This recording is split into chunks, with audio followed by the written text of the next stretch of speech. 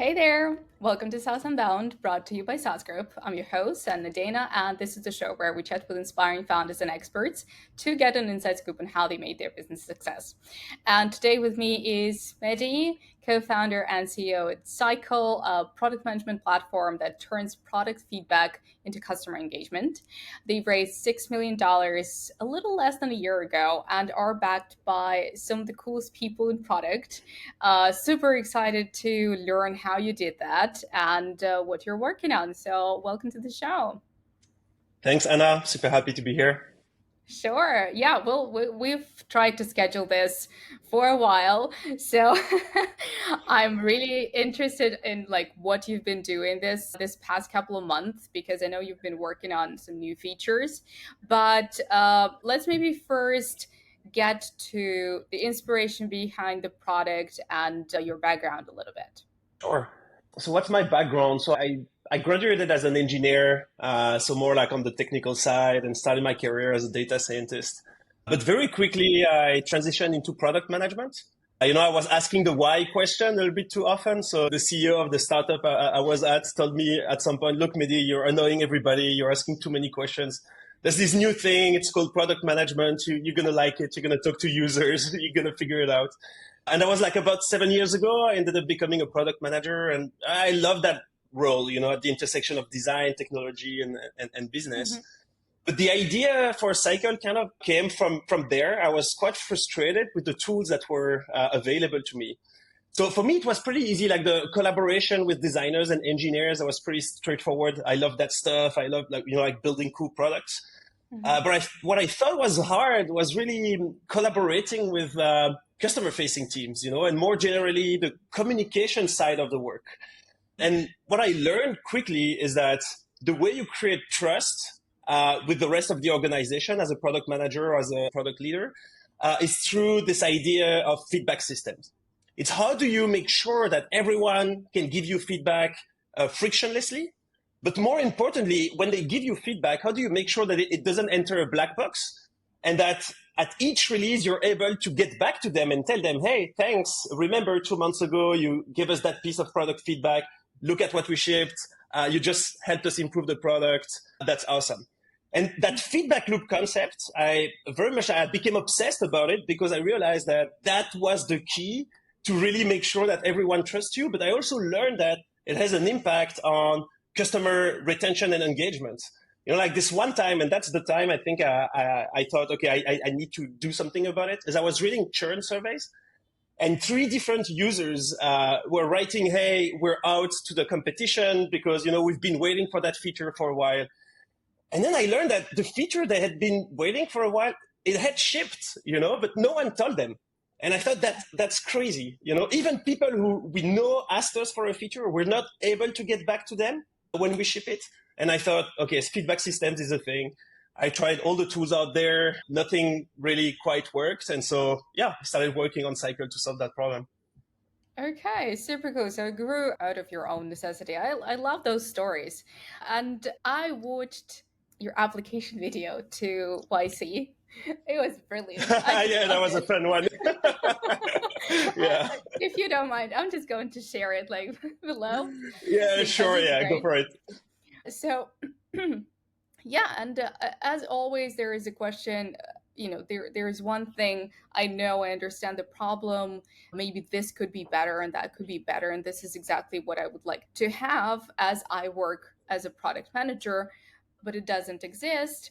And then most product managers would be like, "Oh crap," and then just move on. But you built it. So, how did you get there? When did you start building it? How did you find your co founder?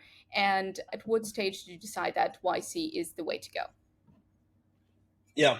So first of all, that's interesting. The YC video is out there, but in the end, we didn't do YC. So that's funny. So we ended up Yeah. raising a seed round at the same time that we applied, and so we ended up not doing YC. But basically, how it worked is, so I was frustrated with that problem, right? And I started hacking tools together to try and fix it. That was the best solution that I found. Was the early days of Airtable, Notion, Zapier. It was like hacking stuff. That was basically the first prototype for Cycle.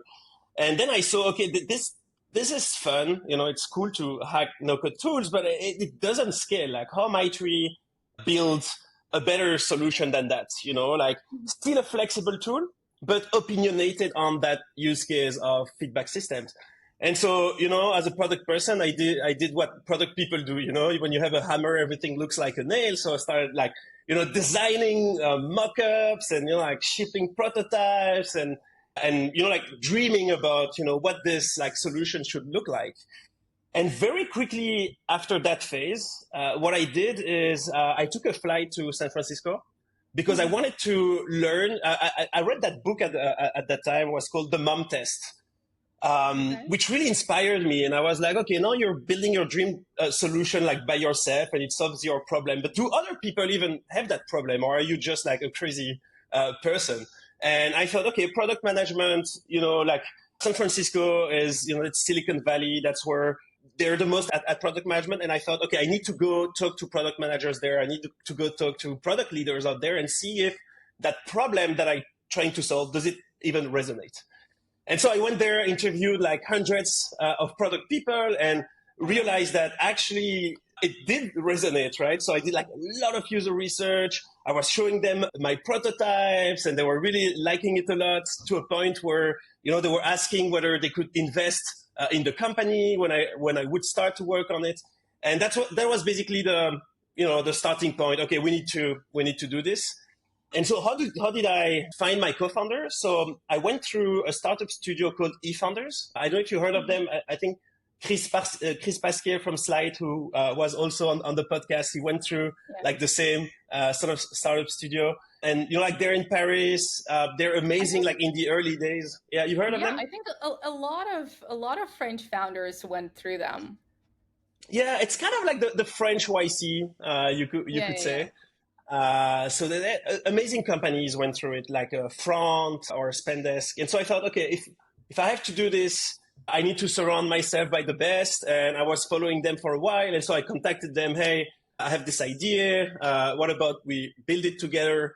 And basically they helped me find my co-founder, because I didn't have a co-founder as well. And I thought, this is the brand that will help me find a great co-founder to basically go full time and start working on it. Yeah. So that's the genesis of Cycle. Super cool. All right. So yeah, you were talking to a lot of founders and product managers and product people in San Francisco. How does it work? Because again, this is something that a lot of early stage founders struggle with. Like, what do you do? Do you stalk them at cafes? Like, do you go to the universities where they study or teach, or like, what do you? How do you approach these people, and how do you start talking about your product, not sounding salesy, not sounding like, hey, I need your money, but I just want to talk and validate my idea. Yeah, so that's a great question. I think the first thing is, people out there, they have a deep respect for folks that come like from far to, like to San Francisco to meet with people. And Yeah. I'd say when I reached out, I was telling them, hey, I'm in SF for 2 weeks from that date to that date. Like, would you be up for a coffee and like chat product? And the simple fact that you're telling them you're going to their city, you're making the move. I mean, Hmm. I think they respect you for it, and it will make them want to talk to you. So I would say that's the first advice. Like, many people don't take the leap. They try to just reach out, stay in Europe and reach out to those folks. But I think it's harder to get a Zoom call than to get a coffee because you travel to the city. So I'd say that that's the first thing. The other How one many is, coffees did you have? oh, wow, wow, yeah, a lot. In Yeah, two I weeks. ingested way too much coffee. But I realized as well that a coffee chat there is like, you basically go sit down at a cafe, but you don't drink anything. It's very scripted. So always like, it's 30 minutes. It starts on time. It ends on time. So you need to learn the code a little bit. But I'd say the second piece of advice is warm intros is what works best.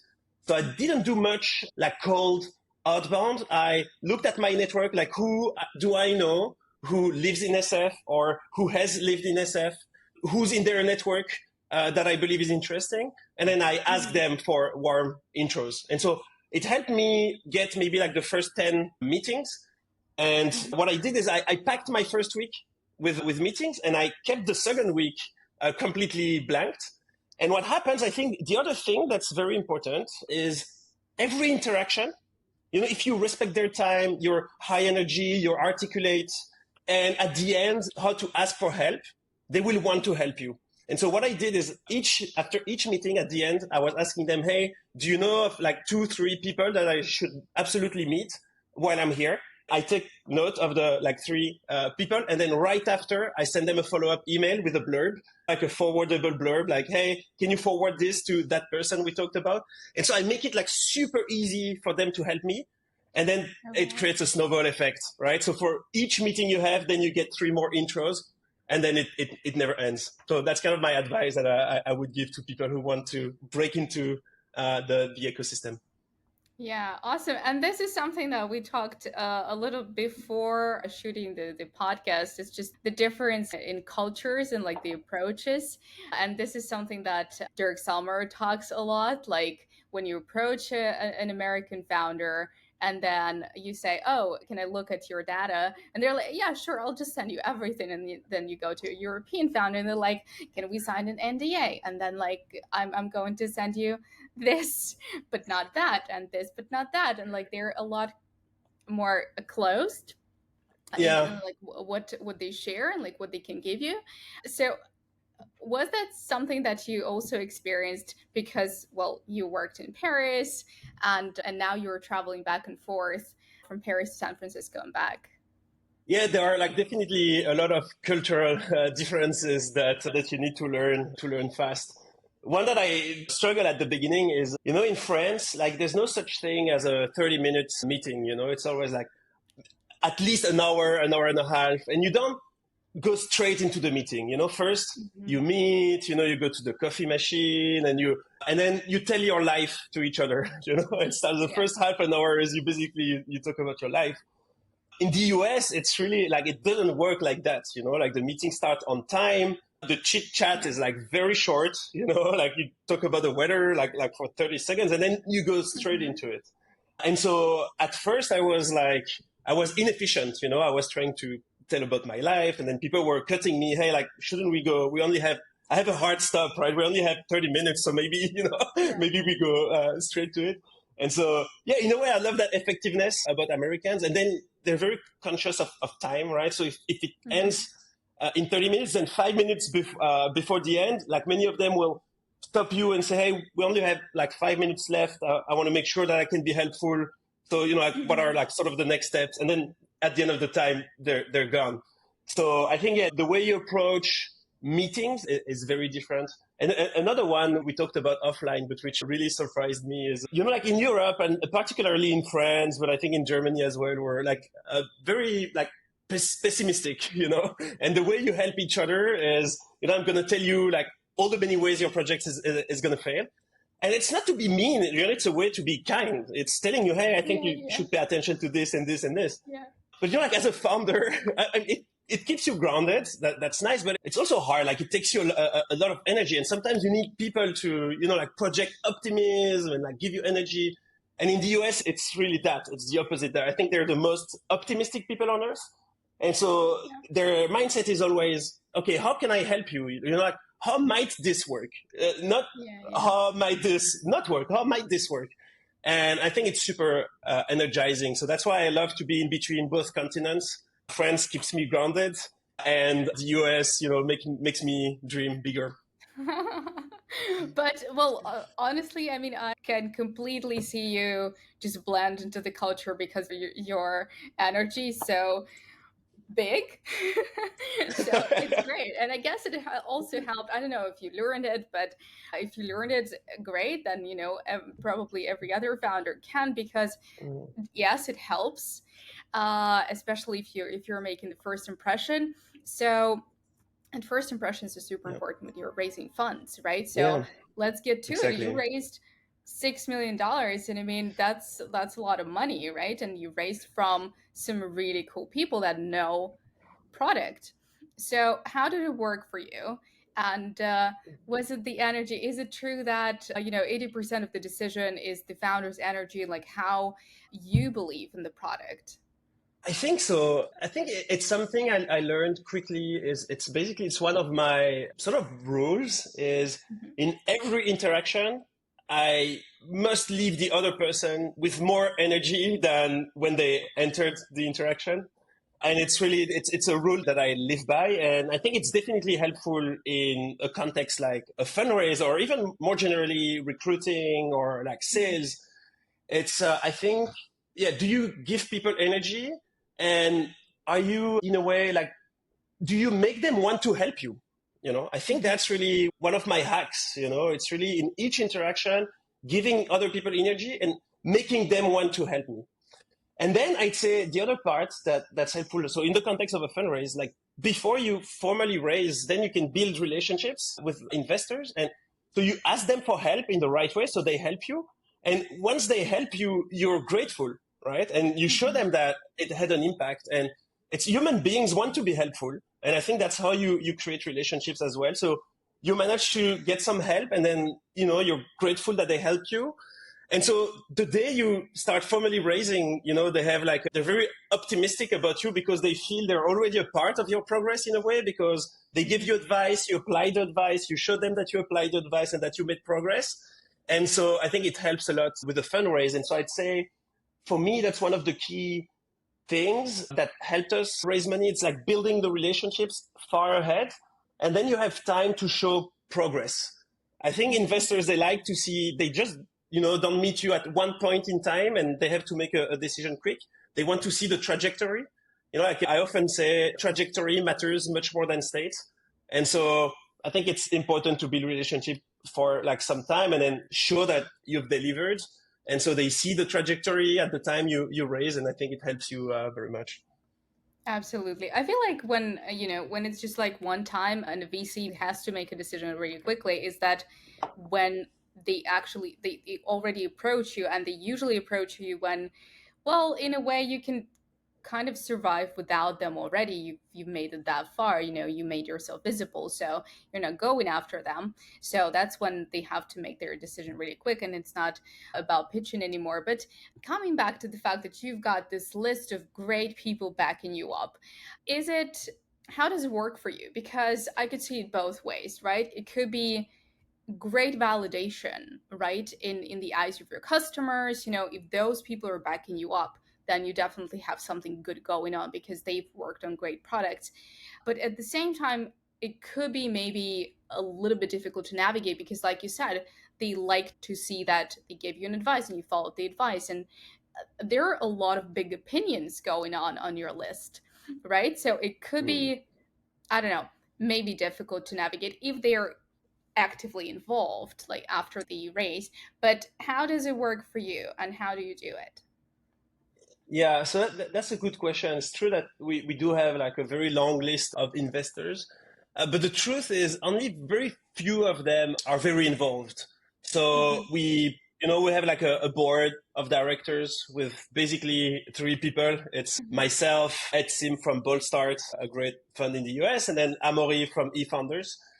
And Mm-hmm. so they are the two people with whom like I really interact the most, and like I know they have my back and we're aligned on what we want to achieve, and when it's hard, I know I can talk to them about it. And so that's the most important part of our investors. The others, I'd say, you send investor updates, you catch up once in a while, but not much more than like your peers, your Mm-hmm. mentors. And so I think that the question is like, how do you take advice when you talk to so many people, and all those people have a lot to say? Like, what advice do you take and what advice you don't take? Yeah. It's actually something I struggled a lot at the beginning.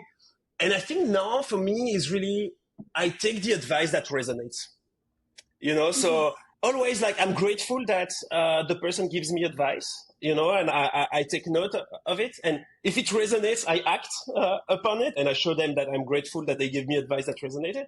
And if it doesn't, I just move on. And I feel sometimes Okay. there's advice you receive that's great advice, but you're just not ready to take it, because you're busy validating like a strong assumption. It's not the right timing for you to challenge the thing that they challenge you on, and so you just ignore it. And then a few months after, like it starts resonating. This advice that I received from that person, actually, I think it's relevant. And the day it does resonate, then you get back to them and you thank them.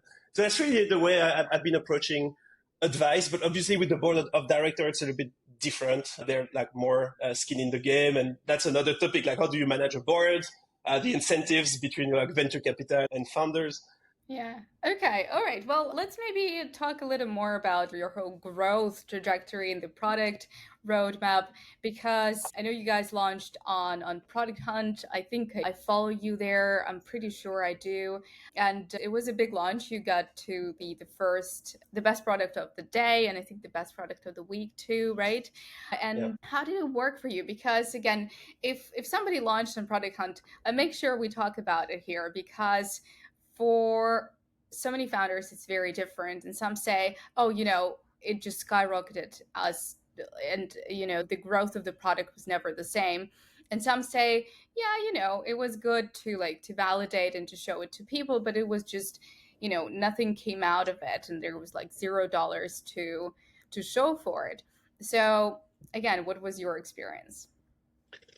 Yeah, so you're right. So we launched twice on Product Hunt, like once a year ago and another time like 2 months ago. So yeah, we ended up product of the day both times. I think for us, it had a huge impact on like perception and sort of like brand awareness. We can Mhm. talk about that later, but it took us a very long time between the day we started working on Cycle and the day we actually launched.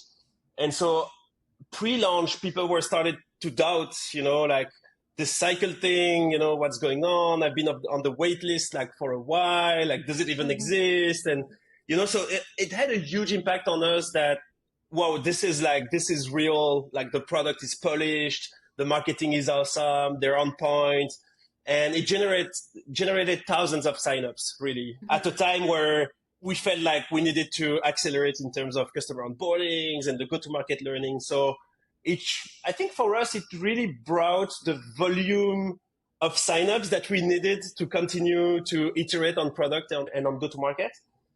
But at the same time, there's a lot of so it's good at the beginning, but there's a lot of, how should I say, like bad quality in the signups. Mhm. A lot of like indie hackers who just want to try new stuff, and they'll give you a lot of feedback, etc. But among all the signups, let's say that few of them are like very relevant, like in ICP, and Mhm. so I think yeah, it fueled the learnings, but it's not a sustainable channel. You Mhm. can't rely on Product Hunt on the long run to basically generate signups, because the quality of signups, I feel, is not as high as I wish it was.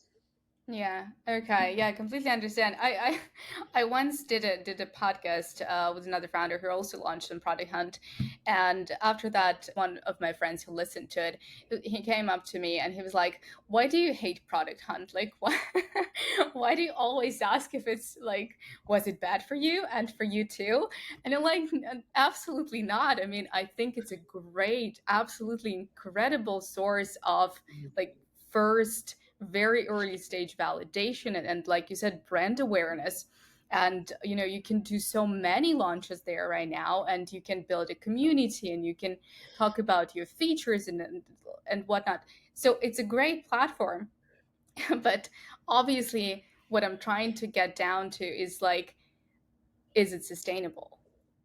Yeah, And and I think you're right to ask the question, because we founders were like sometimes a little bit delusional. Like, I mean, to be honest, we all believe, yeah, maybe this product hunt launch, it's gonna like kick things off, and we yeah. believe like, yeah, when Notion launched, that's basically it's thanks to Product Hunt, they skyrocketed thanks to the launch, and Figma was the same, and we have this like belief that it's gonna skyrocket us, and so all founders I talked to were all like super disappointed always by the concrete outcome of the launch. It's never, I don't think these days Product Hunt skyrockets you. And so it's good for founders to just like be aware of it. It's good to do it, I believe. I think the most important thing with Product Hunt launches, it's not about Product Hunt, it's just about launches. It's just like Yeah. launch your product, put it out there. And product hunt is a nice way to force you to, put your product out there. To do You it, need yeah. to do the marketing around it. You need to do, like the right copy. And so it forces you to put your product out there. And I think that's the most important part on launching on product hunt. But it could be launching anywhere else, really.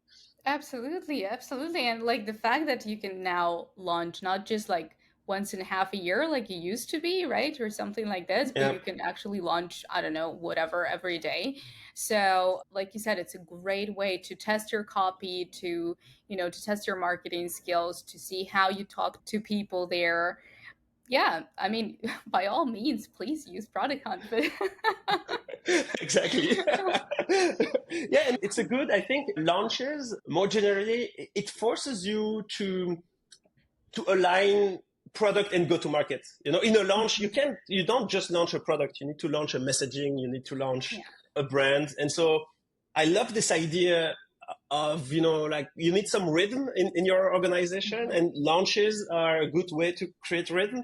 And so now the discipline that I try to get into is we should launch every 3 months, like every 3 months we should have something meaningful to offer to the world that we want to communicate about it. It's something new. It means we shipped product in the Mhm. meantime. And so I think that's a good sort of muscle to build as a founder, to just like try and launch every 3 months. Absolutely. All right. Well, since we started talking about growth, right? Today I was watching a podcast with the founder of Linear, and then I started researching about you guys, and it came up that you have an integration there, and it was like, oh, okay, that's the fun coincidence. So, well, apparently, one of your growth strategies is integrations and maybe some other kinds of partnerships. So maybe you could talk about that, because again, this is something that was also asked just recently, a couple of days ago. Can we talk more about partnerships and how to successfully build them? Yeah, so that's a good one. So we're just starting with partnerships, and is an interesting one because more and more. So what we do, like every new customer we close, we make sure to have the answer to the question, like, how did you learn about us? And more, like 80% of our customers, they hear about us through the linear marketplace. Okay. That's one. And it's half linear and half HubSpot, where we're Mhm. also on the marketplace, which is interesting because those two are basically, our biggest competitor is product board, and they basically don't have integrations with neither of those tools. And so Okay. we realized that that's the main way people discover Cycle, is they look for a feedback tool that plugs to HubSpot, or a feedback loop that plugs to linear. And so we're happy that we like did the work to go on the marketplaces, and it's just the beginning, and we want to do it further because Cycle is really, it's a platform that's very connected to like many different tools. And so that's really, yeah, I agree. That's a challenge that we want to double down on because we just saw that it worked. We didn't like strategize Okay. about it. It's just, okay, there's some customers that are coming from those channels. So let's double down on it and try to do like more of what works. Okay. Yeah, sure. I mean, if it works, yeah, just go for it. Yeah. But no other kinds of partnerships so far, like affiliate or whatever No, it so is. there's one thing that's interesting as well, which I believe is gonna become like a major channel in the future. But we're in the space of Atlassian, the Australian company behind Mhm. Jira. And one way they grew is through channel partners because their Mhm. main product, Jira, is so flexible that some people basically got trained at Jira and became like Jira consultants. Mhm. And for a while, didn't even have a sales team. It was like basically consulting companies that were selling Jira for them. And I feel it's a great opportunity for us. So we do have product management consultants that started selling and implementing Cycle at some companies. And we feel like it's very relevant for Cycle because our data model is actually very similar to Jira's. So we strongly believe that there are as many ways to ship products as there are product teams. And so it's super important to win in the product management space that your product can actually adapt to any team's typology. And Mhm. that's what made Cycle hard to build. But we have that flexibility built in. And so I believe that on the long run, it will become like an amazing channel for us, especially because there's another trend, which is, the emergence of no code. Like Notion and Airtable, there are many people that started monetizing their sort of like consulting activities because they became Notion and Airtable experts. Yeah. And we're at the intersection of those two trends because Cycle is a no-code tool very much like Notion and Airtable. We have the same vibes, you configure it the same way. And at the same time, product management is continuing to become a thing, and there are like more and more product management experts. And so I feel like this could become an interesting channel at the intersection of, like no-code builders and product management experts that could basically create their own activities around setting up Cycle instances. So yeah, that's something I think about a lot. Okay, super cool. So yeah, let's get to what you've been up to this last 2-3 months since we couldn't uh, schedule our podcast. So I guess after the race, Yeah, yeah. tell me why. Why did you say no So, to yeah. to the last 2 times? But So yeah. that's an interesting one. So I think, as I said, like, it took us a lot of time to build a product that people really love Mhm. and that retains, and like basically a lovable product with amazing retention. And when we launched this into the markets, that's where we started. That's where I learned the hard way that in product market fit, there's not just product, there's market, and that the go-to-market iteration, That's they're as brilliant. important. It should be You see, somewhere. yeah, There is market in yeah. product market fit. Thank You you. know, I think it's Brian Balfour from Reforge that said we should call it market product fit. Just to remind founders that it's actually product Exactly. market fit it's a go-to-market topic as well. And I think it's a problem that, by the way, of many product founders like me is like when you have a hammer, everything looks like a nail, and when what you can do is building products, you try to Mhm. solve every problem by building more products, right? You stay in your comfort zone, and that's also a reason why I have an issue with the whole like PLG sort of like hype, which I don't think it helps founders. It pushes them to okay, PLG is a cool thing, so we need to be product led as opposed to sales led, and so we're justified to not talk to customers too much, not do Yeah. outbound, and to like stay focused on building more products. And that's a mistake. That's one of the mistakes I've made. Like it's one of the reasons we took too long to put the product on the market. But so what happened like these past few months? It's basically at some point I learned that we had the wrong go-to-market motion, and that we Mhm. were trying to do self-serve, we were trying to do freemium, but it wasn't working for us, right? We had a lot of signups, really like a lot of signups thanks to the product hunt launches and the product marketing and stuff. But we were not activating, right? So people Mhm. were signing up, they were clicking around, they felt that they understand the product. Then we contact them, they don't want to talk to us because it feels for them that they're joining a free product. So why would they talk to someone? It's a free product. Yeah. And yeah, it took me a long time to realize that actually it makes no sense for a cycle as it is today to have a free plan or to try and activate self-serve, because for like several reasons, it's a product which has a long time to value. We Mhm. don't have a use case where in less than 5 minutes there's an aha moment and you Yeah. understand. The second reason is it's a very horizontal product that requires configuration, right? Mhm. So I mean, it's linked to the time to value, but you need to first play a bit and understand the systems and like tweak it to your own needs.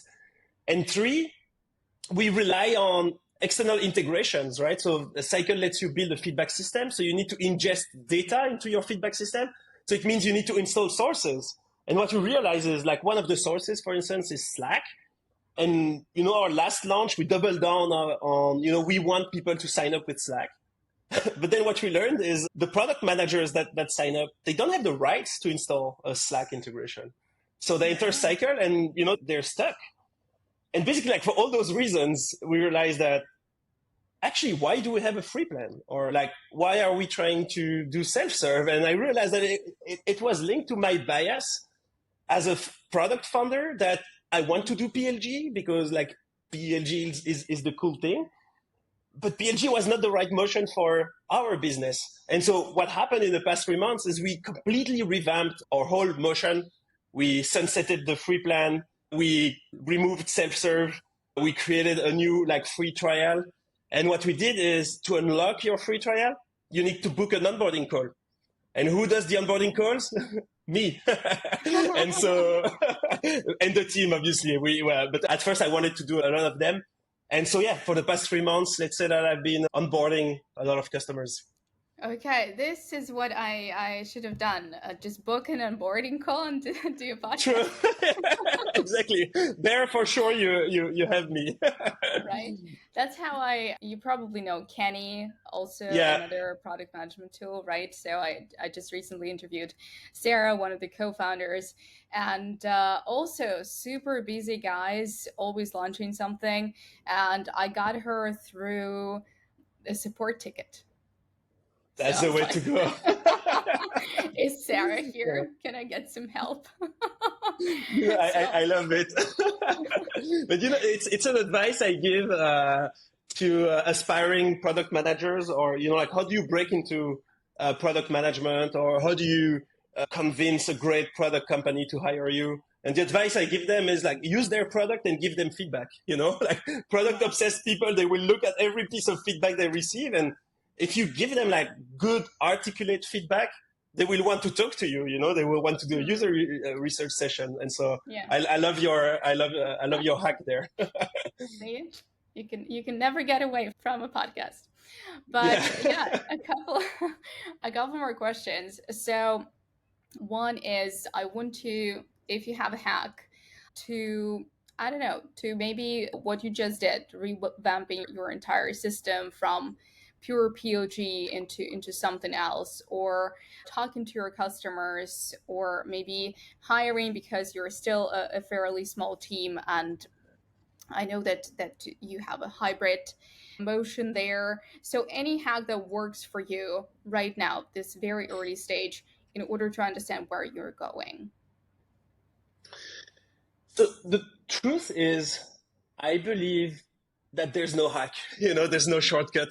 That's Yeah, no, really, it's something that I've learned over time. I think it's Scott Belsky, who's CPO at Adobe, who said, in the end, the key for success is a team that sticks together long enough to figure it out.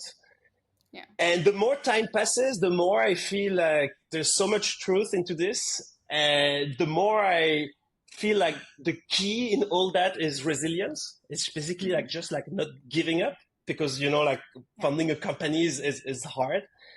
And so if I have to talk about hacks, I would say like, how do you manage your energy levels so Mm-hmm. that you stay resilient and you don't give up, right? I think that's the most important. And so maybe two things. One, the thing you have control over as a founder is who you work with. And so, yeah, over index on just like working with nice people that give you energy. It makes things like so much simpler. And so that's the first hack. I mean, it took me a while to figure it out. Sometimes you feel stuck and you feel like you don't work with the right people, but you don't dare to take the hard decision. And then when you take it and you realize that actually you can choose who you work with, uh, things become like so much easier. So that's my first hack. Don't forget that as a founder, you can choose with whom you work and over index on people who will give you energy. And the second hack maybe is, learn about yourself, like learn about what gives you energy, what takes you energy. And it's also something you have control over. It's like you can choose how you organize your time, and you can organize your week in such a way that you end the week with more Mm-hmm. energy than you started it. Yeah. And I think like being intentional about, thinking about, hey, this week, what gave me energy? What took me energy? What did I like? What didn't I like? And how can I optimize my energy levels for next week? I think that's a Mm-hmm. wonderful hack that helped me, yeah, stay resilient over time. Yeah, that's very important. And also something I loved the first one because we also talked with Jason Fried about that. And he's like, a lot of founders say, oh, but we do not choose the easiest roads or the easiest way. And he's like, why? Who likes complicated? Like, no one. Yeah. Take the easiest path. Make your Yeah. life comfortable. Make sure you work with people you like and you interact with people you like. Complicated is overrated. I agree. I mean, it's hard enough. It's already complicated to be a founder, right? And so Yeah, you've made your life hard by deciding to start a company. So within that framework, try and make your life as easy as possible because it's already hard. absolutely.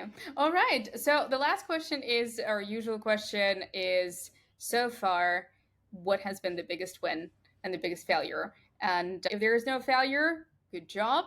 Maybe just a little bit of a challenge.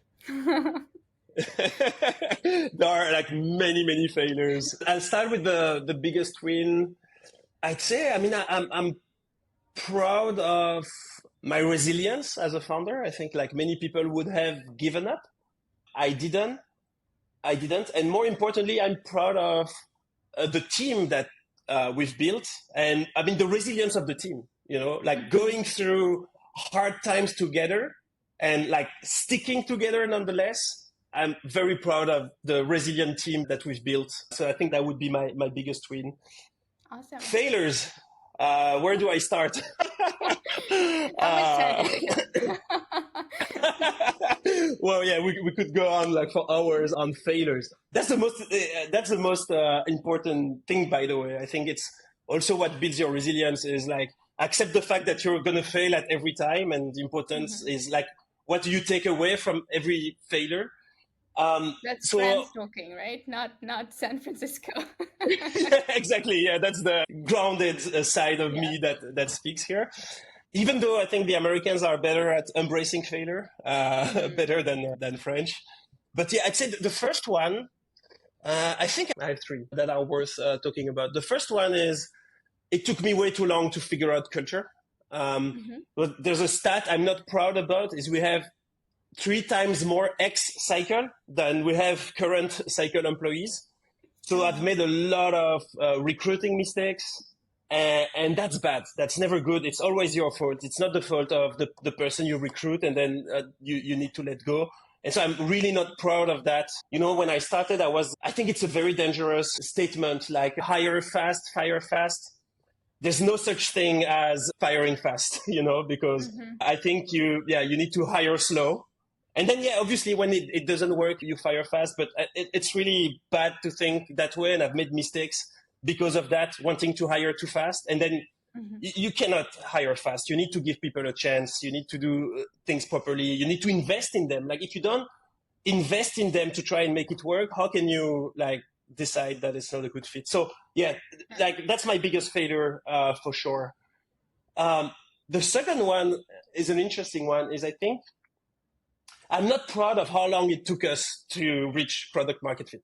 I don't recommend any founder. It's interesting. Like it took us like before we launched publicly out of beta, and between that day and the day we started Cycle, the day I started working on Cycle, it was 4 years. four Okay. years before generating like the first revenue. And I'm not proud of that. Like Figma, it took Figma 5 years to start monetizing. But Dylan is not proud of it either.